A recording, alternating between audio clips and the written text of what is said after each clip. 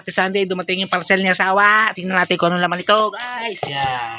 Wala nga ako naiwan na pambayad, kaya nga ito naman si pangalawang anak ang abono ng pera niya. Karating lang namin, wala kaming pambayad sa parcel. Nakalimutan ibigay, kaya buti na lang inabonohan ni Kuya. Umiikot yung ulo. Siya ang nag-abono niya muna. Babayaran namin mamaya. Pagdating namin, dumating na kami. Siya na ang magbayad. Buti na lang inabonohan ni Kuya. Buti na lang may pera si Kuya.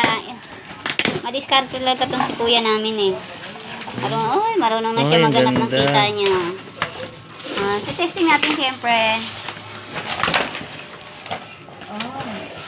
Yung isa, 4 na ano lang. Ganda, ceiling fan. May sisirain na naman sila. Sisirain na naman sila ng ceiling fan, guys. Ayan guys, masisirain na naman sila. Kayo ba, hanggang kailan nyo ba ito na, ilang taon ba ito nagtatagal sa inyo? Ba't ang liit ng blade? Mura lang eh. Hindi ko kinuha yung tag 200 eh, malaki.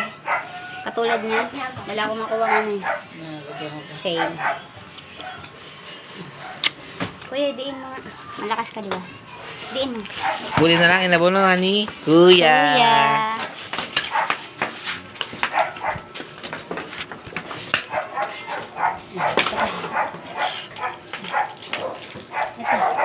Testing muna. Ang gawang Lazada. Lazada ba yan? Natin. Order sa Lazada. Kaya nga. Hindi sila gumawa. Order pala. Order. Kaya makakatulog ni Shiny. Receiving pa ni si Shiny sa baba. Oh, ito diba? Wala ka bukas yan. Hawak eh.